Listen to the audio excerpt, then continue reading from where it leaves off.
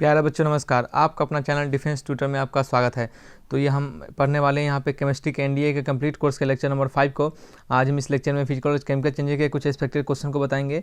इससे पहले हम 2 और क्वेश्चन दे चुके हैं कि जो कि आप हमारे प्लेलिस्ट में जाकर देख सकते हैं। हमने फिजिकल और केमिकल चेंजेस के पूरे कंसेप्ट को भी बताया है, वो भी आप जाके देख सकते हैं। तो चलिए हम लेक्चर को स्टार्ट करते हैं। इससे पहले आपको बताना चाहते हैं कि आप हमारे चैनल से डिफेंस एग्जाम की तैयारी कर सकते हैं, वो भी फ्री ऑफ कॉस्ट, और शायद यहाँ से तैयारी करने के बाद आपको कहीं कोचिंग लेने की जरूरत ना पड़े।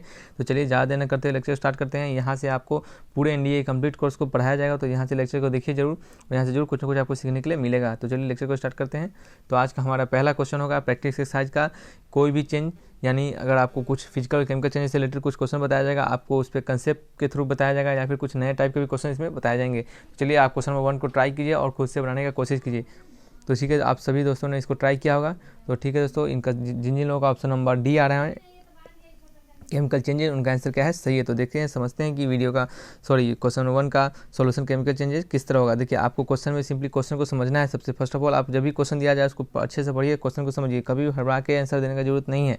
तो ठीक है, तो ध्यानपूर्वक पढ़िए और सही से आंसर दीजिए। ठीक है, देखिए क्वेश्चन में कहा जा रहा है कि कोई 2 सब्सटेंस है, ए और बी 2 सब्सटेंस है, मान लीजिए उसको अगर मिलाते हैं, या फिर देखिए 1 और मोर सब्सटेंस अगर मिला के डिसअपियर हो, यानी गायब होकर कोई 2 नया और 2 और 1 और मोर मतलब 1 और 1 से ज़्यादा कोई सब्सटेंस एक फॉर्म हो, 2 या 2 सब्सटेंस मिल के वो गायब होकर और 2 1 से ज़्यादा या फिर एक ही सब्सटेंस को फॉर्म करे, और वो सभी सब्सटेंस के खुद का अपना ओन इंटेंसिव प्रॉपर्टी हो, यानी खुद का अपना प्रॉपर्टी हो। यानी कहने का मतलब है कि ए प्लस बी मिला के सी प्लस डी दे रहा हो हमें, और ए का अपना प्रॉपर्टी हो, बी का अपना प्रॉपर्टी हो, सी का खुद का प्रॉपर्टी हो, डी का खुद का प्रॉपर्टी हो।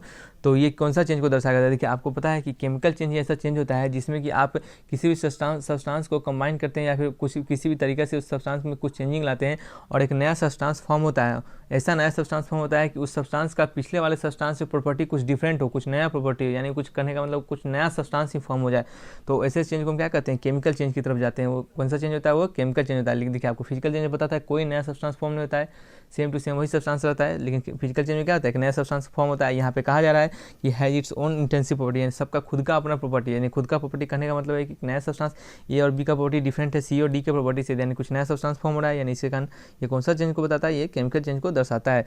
देखिए आपको दोस्तों, अगर आपको हमारा लेक्चर अगर थोड़ा तेजी में लग रहा हो, आप बोल रहे हैं तो आप उसको, या फिर आपको स्लो लग रहा हो तो आप स्पीड को मेंटेन करके देख सकते हैं। तो चलिए क्वेश्चन नंबर 2 की ओर बढ़ते हैं। क्वेश्चन नंबर 2 में कहा जा रहा है कि आपको heating of substance results in, आपको बताना है कि इसमें से कौन सा सब्सटेंस हीट होने पर किस चेंज को दर्शाएगा। ठीक है, तो चलिए दोस्तों, आप ये तो सिंपल सा क्वेश्चन है, आपको थोड़ा ट्राई करना है। इसमें आपको बेसिक अप्रोच को लगाना है जो हम पढ़ाए थे अपने कंसेप्ट में। तो ठीक है दोस्तों, जिन लोगों का ऑप्शन नंबर सी आ रहा है उनका आंसर क्या है, सही है। तो चलिए देखते हैं इसका आंसर सी किस तरह है। आपको पता है किसी भी सब्सटेंस को हीट करते हैं तो कौन से चेंज हो जाता है। देखिए हीटिंग और सब्सटेंस बेसिकली दोनों चेंज हो देते हैं, फिजिकल चेंज देते हैं, केमिकल चेंज देते हैं। मान लीजिए जनरली आप कोई वुड है, मान लीजिए वुड है, आप वुड को जलाते हैं, हीट करते हैं तो ये मान लीजिए कुछ कोल में चेंज होता है, छोटा छोटा टुकड़ा में चेंज होता है, कोल के टुकड़ा में चेंज होता है। तो ये कौन सा चेंज को दर्शाता है, ये केमिकल चेंज को दर्शाता है, क्योंकि आप कोल से कभी फिर वो लकड़ी नहीं ला सकते। यानी कहने का मतलब है कि आप एक नया सब्सटेंस फॉर्म कर चुके हैं, न्यू प्रोडक्ट फॉर्म हो चुका है, न्यू प्रोडक्ट फॉर्म हो चुका है। तो यानी एक नया सब्सटेंस फॉर्म हो गया, यानी कौन सा चेंज है, ये केमिकल चेंज है। ये यानी कौन सा चेंज है, ये केमिकल चेंज को है। और वहीं पे आप कोई मैग्नीशियम रिबन है, मान लीजिए मैग्नीशियम रिबन है, आप मैग्नीशियम रिबन को आप किसी हीट करते हैं मैग्नीशियम रिबन को, तो ये एक ऐश देता है। मान लीजिए कोई ऐश दिया, यानी कोई राख दिया, तो ये जो राख खुद का एक मैग्नीशियम ही होगा, ना कि कोई नया कुछ बन जाएगा। देखिए ये भी पहले मैग्नीशियम है, जो इसका प्रॉपर्टी होगा वही इसका प्रॉपर्टी है। देखिए फॉर्म सिर्फ चेंज हो रहा है। जैसे अब मान लीजिए सॉलिड, जैसे वाटर के आइस को आप क्या करते हैं, आप उसको अगर मेल्ट कर देते हैं, अगर वाटर बनाते हैं, लिक्विड बनाते हैं, तो या फिर उसका प्रॉपर्टी तो चेंज हो नहीं गया। अब वाटर तो वाटर ही रहेगा, और ऐसा थोड़ी है कि लिक्विड बनने के बाद वो एल्कोहल बन जाएगा, ऐसा तो कुछ है नहीं। तो वाटर तो वाटर ही रहेगा। इससे कारण कौन सा हो गया, ये एक एस में चेंज होता है, और फिर भी प्रॉपर्टी दोनों का सेम रहता है, यानी कोई नया प्रोडक्ट फॉर्म नहीं होता है। यानी इसके कारण कौन सा चेंज होता है, ये चेंज होता है फिजिकल चेंज। तो देखिए हीटिंग सब्सटेंस क्या दे रहा है, केमिकल चेंज भी दे रहा है और फिजिकल चेंज भी दे रहा है। ऑप्शन नंबर सी हमारा क्या है, सही है। तो चलिए नेक्स्ट क्वेश्चन की ओर बढ़ते हैं। क्वेश्चन नंबर 3 को देखते हैं। 3 में कहा जाता है इंडोथर्मिक रिएक्शन एकम्पेन, यानी साथ इन सभी में से एक इंडोथर्मिक रिएक्शन में क्या हमेशा रहता है। तो चलिए इस क्वेश्चन को आप खुद से ट्राई कीजिए एक बार। तो ठीक है, आप सभी ने ट्राई किया होगा। तो जिन लोगों का ऑप्शन नंबर सी आ रहा है एब्जॉर्प्शन ऑफ हीट, उनका आंसर क्या है, सही है। तो चलिए देखते हैं किस तरह से इनका एब्जॉर्प्शन ऑफ हीट आ रहा है। देखिए बेसिकली केमिस्ट्री में बहुत सारे टाइप के रिएक्शन होते हैं, लेकिन ये भी 2 टाइप के रिएक्शन को माना जाता है, जिसमें से फर्स्ट ऑफ ऑल रिएक्शन होता है हमारा इंडोथर्मिक रिएक्शन, और दूसरा होता है हमारा एक्सोथर्मिक रिएक्शन। देखिए ये दो टाइप के रिएक्शन होते हैं, इंडोथर्मिक रिएक्शन और एक्सोथर्मिक रिएक्शन। तो देखिए इंडोथर्मिक रिएक्शन में क्या होते हैं, इंडोथर्मिक रिएक्शन में आपको हीट जो होता है एब्जॉर्ब होता है, यानी सब्सटेंस जो भी रिएक्शन होता है हीट को एब्जॉर्ब करता है, यानी हीट को लेता है। लेकिन एक्सोथर्मिक रिएक्शन में क्या होता है, हीट रिलीज होता है, हीट रिलीज होता है। यानी कहने का मतलब कोई भी रिएक्शन इंडोथर्मिक हो या फिर एक्सोथर्मिक हो, अगर इंडोथर्मिक रिएक्शन हो तो उसमें क्या होता है, हीट हमेशा वो एब्जॉर्ब करेगा, इंडोथर्मिक हीट हमेशा वो लेगा, और एक्सोथर्मिक क्या होता है, हीट हमेशा देगा। तो इंडोथर्मिक रिएक्शन के बारे में यहाँ पूछा जा रहा है, तो इसका मतलब यहाँ से क्या पता चल रहा है, वो क्या करेगा, हीट को एब्जॉर्ब करेगा, यानी एब्जॉर्ब हीट लेगा। ये भी याद करने का चीज़ है, इसको भी याद रखिए कि एक्सोथर्मिक क्या होगा, हीट को रिलीज करेगा। ठीक है, इसको भी ध्यान में रखिए। तो नेक्स्ट क्वेश्चन में बढ़ते हैं, combustion of candle. Combustion, candle का कंबसन हमें क्या बताता है, जो कैंडल हम जलाते हैं उसको क्या बताता है, फिजिकल चेंज बताता है, डिडक्शन रिएक्शन बताता है, एक्सोथर्मिक रिएक्शन, इंडोथर्मिक रिएक्शन। देखिए पीछे जस्ट पहले अभी तुरंत कंसेप्ट दिए हैं क्वेश्चन नंबर 3 में, उसी को ध्यान में रखते हैं, इसको आपको बनाना है। तो ठीक है, आप जब सभी ने ट्राई किया हुआ तो जिन लोगों का ऑप्शन नंबर डी आ रहा है उनका आंसर क्या है, सही है। चलिए देखते हैं कि इसका आंसर नंबर डी किस तरह से है।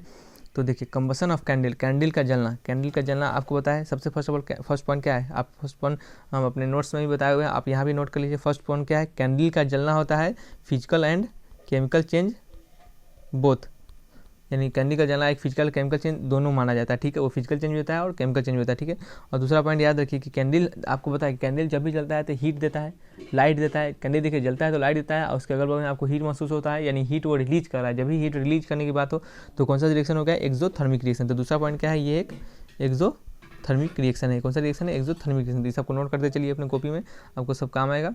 ठीक है, नेक्स्ट क्वेश्चन में बढ़ते हैं। आपको पता है कि इस चैप्टर से 2 क्वेश्चन आते हैं और दोनों क्वेश्चन आपको सिंपल होते हैं, आपको उसको बनाना ही है, एकदम छोड़ना नहीं है। ठीक है, तो नेक्स्ट क्वेश्चन में बढ़ते हैं। ये क्वेश्चन थोड़ा देखने में बड़ा है लेकिन सिंपल सा क्वेश्चन है, आपको अपने बेसिकली कंसेप्ट को लगाना है यहाँ पे। तो चाहिए सभी लोगों ने इस क्वेश्चन को बनाया होगा, ट्राई किया होगा। तो जिन लोगों का ऑप्शन नंबर सी है उनका आंसर क्या है, सही है। तो चलिए इस क्वेश्चन की ओर बढ़ते हैं कि इसका आंसर सी किस तरह से है।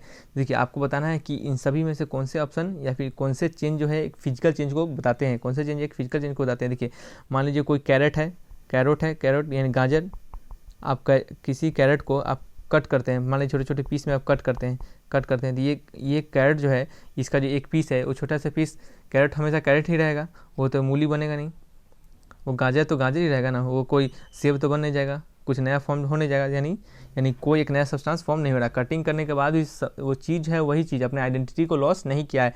यानी कहने का मतलब ये भी कौन सा चेंज है, एक फिजिकल चेंज है। फिजिकल चेंज में होता है कि आप कभी अपने आइडेंटिटी को लॉस नहीं करते हैं या फिर कोई नया सब्सटेंस फॉर्म नहीं होता है, उसका कंस्टिट्यूएंट पार्टिकल भी सेम रहते हैं, तो वहाँ क्या होते हैं, फिजिकल चेंज होते हैं। अब देखिए separation of iron sulphur from mixture, मान लीजिए ये कोई आयरन है मान लीजिए, और ये मान लीजिए कोई एक क्या है, सल्फर है, क्या है, सल्फर है। तो आपको बताइए यहाँ से हम सेपरेशन करते हैं, मान लीजिए सल्फर को इधर निकाल दिए हम, सल्फर को इधर निकाल दिए, और आयरन को हम क्या करते हैं, इधर करते हैं आयरन।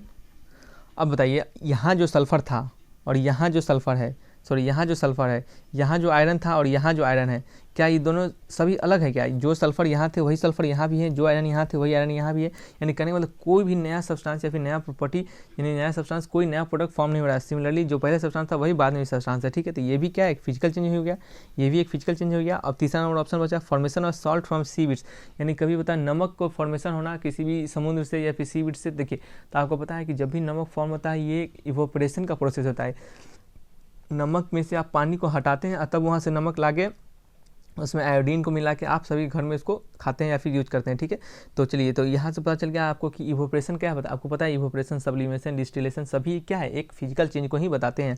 हम सभी अपने सब लेक्चर में पढ़ा चुके हैं अच्छे से, आप वहाँ से जरूर जाकर देखिए लेक्चर को। तो यहाँ पे सभी क्या है, एक फिजिकल चेंज होती है। यानी आपको पता है नमक को आप पानी में डाल के इसको सेपरेट भी कर सकते हैं, तो आपको पता है अलग अलग सब्सटेंस को सेपरेट कर लेते हैं, तभी वो फिजिकल चेंज को ही बताता है।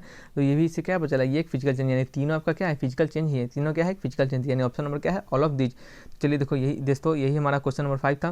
तो ठीक है, अगर आपको वीडियो सीरीज हमारा अच्छा लग रहा हो तो वीडियो को लाइक कीजिए, दोस्तों में शेयर कीजिए और कमेंट करना ना भूलिए, हम सभी के कमेंट का जरूर जवाब देते हैं। तो ठीक है दोस्तों, फिर मिलेंगे अच्छे वीडियो के साथ, तब तक के लिए बाय बाय।